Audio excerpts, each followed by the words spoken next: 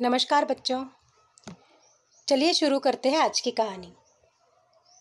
एक बुढ़ी अम्मा थी, बहुत गरीब थी, पर उसका एक नियम था। वो रोज़ गणपति भगवान के मंदिर में जाती थी, पूजा करती थी और भगवान से कहती थी सबका कल्याण हो, सबका भला हो।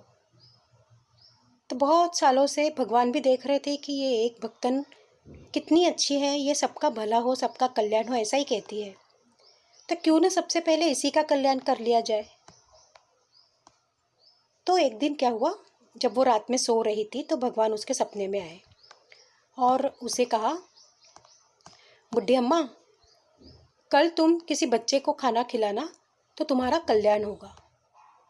और सपना उसका टूट गया। अब बुढ़ी अम्मा ने सोचा कि अरे किसने मुझसे ऐसा कहा। फिर भी वो सुबह उठी, उसने अच्छे से खाना बनाया और मंदिर गई। मंदिर जाकर देखा तो उस दिन मंदिर में बहुत सारे छोटे छोटे बच्चे थे।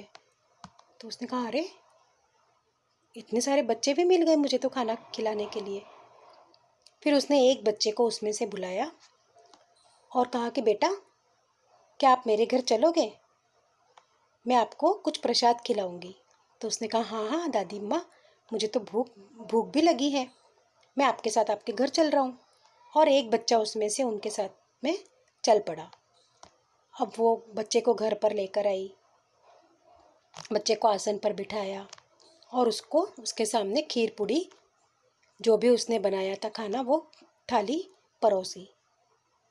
अब बच्चा बड़े प्रेम से खाने लगा। बुढ़ी अम्मा को बड़ा अच्छा लगा। फिर उसने कहा, दादी अम्मा, आपने कितनी अच्छी स्वादिष्ट खीर बनाई है, मुझे और मिलेगी। दादी अम्मा ने कहा, हाँ ले लो।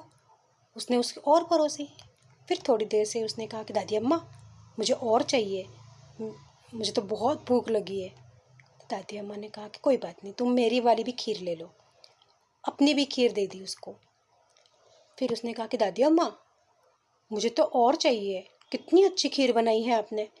तो उसने कहा कि हाँ बेटा, अब तो लेकिन मेरे पास कुछ नहीं है, अब तो ये खाली हो गया तपेला। तो उसने कहा, लाओ तपेला ही चाट लेता हूँ। और उसने क्या किया, बच्चे ने वो सारा तपेला भी चाट लिया। अब उसे दादी माँ को बोला कि दादी माँ, पर मुझे तो और भी भूख है। दादी माँ ने कहा, बेटा अब तो मेरे पास कुछ नहीं है। तो उसने कहा कि कुछ भी चलेगा, मुझे तो सूखा कच्चा पक्का सब खा लेता हूँ मैं तो उसने कहा कि खा ले बेटा, जो भी तुझे दिखे डब्बों में होगा तो खा ले, नहीं तो कोई बात नहीं। तो उसने कहा कि हाँ ठीक है। उसने सारे डब्बे खोल के जो जो उसमें अनाज रखा था वो भी सब खा गया और फिर उसका पेट एकदम फूल गया। उसने कहा कि दादी अम्मा, अब तो मेरा पेट फूल गया है, अब तो मैं चल ही नहीं पा रहा हूँ। तो उसने कहा कि कोई बात नहीं, तुम यहीं सो जाओ मेरे पास थोड़ी देर से तुम्हें ठीक लगेगा, फिर चले जाना घर। दादी अम्मा के पास वहीं सो गया। थोड़ी देर के बाद उसका पेट दुखने लगा। दादी माँ, मेरा तो पेट दुख रहा है। तो उसने कहा, बेटा मैंने बोला था ना, इतना सारा क्यों खा लिया एक साथ। तो उसने कहा कि पर मुझे तो अब जाना पड़ेगा, पॉटी करना पड़ेगा। तो उसने कहा, कर ले बेटा, मेरे घर में तो ये है मेरा घर इतना सा, जहाँ तेरे को मर्जी पड़े वहाँ कर ले। और बच्चे ने एक कोना ढूंढ के वहाँ पर पॉटी कर ली। फिर थोड़ी देर के बाद वो आकर सो गया। थोड़ी देर से उसे फिर नींद खुली, फिर पेट दुखने लग गया। फिर एक दूसरा कोना पकड़ लिया और ऐसे करते करते 10-12 बार उसको पॉटी करनी पड़ी। तब कहीं जाके उसका पेट दुखना बंद हुआ। फिर वो दादी माँ से बोला, दादी माँ अब मैं घर जा रहा हूँ। उसने कहा, हाँ बेटा। फिर दादी माँ सब सोकर उठी तो उसने कहा कि चलो, ये बच्चे ने जगह जगह गंदगी की होगी, मुझे सब साफ़ करनी पड़ेगी। और जैसे ही वो वहाँ पर साफ़ करने के लिए गई तो देखा तो क्या, जहाँ जहाँ उसने पॉटी की थी वहाँ हर जगह सोने चांदी के गहने, रुपया पैसा हीरे रत्न चमक चमक रहे थे।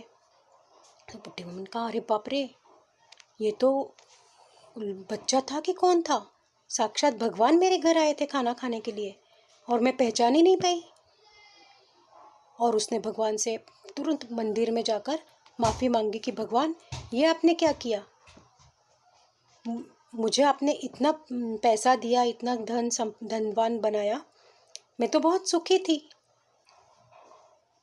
और उसने बहुत भगवान को आशीर्वाद दिया, बहुत सारा, सब बहुत सारी वो खुश हुई।